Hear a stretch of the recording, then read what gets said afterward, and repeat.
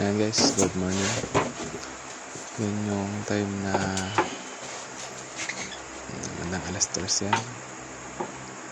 Yung saktong tapos lang magkape. Nakikita nyo naman, wala akong tasa, wala akong tubig. Wala akong magawa niyan. Nasa normal na sitwasyon pa naman ang ating lugar. Kumbaga, nakalagpas na tayo sa critical hour o critical time. Unti-unti na bumabalik yung time na yan sa normal na sitwasyon. Kasi ang normal na, ang critical na oras ay mga bandang alas 11, hanggang alauna, hanggang alas 2. Yung alas 3 ay unti-unti na bumabalik sa normal.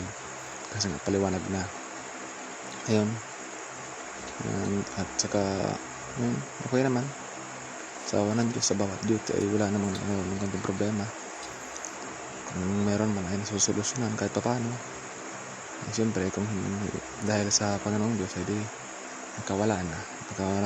Nakamatagal nang wala yung idol nyo. Joke lang. Ayan lang guys, at God bless. Mag-iingat po tayong lahat sa bawat oras at pagkakataon dito sa mundo. Huwag niyo pong pababayaan yung pamilya ninyo. Mahalin niyo sila hanggang sa mga kaya ninyo. Yun lamang po, at papatawarin po ninyo kung kayo pinangaralan ko pa. Nasadyan ko nito po ako.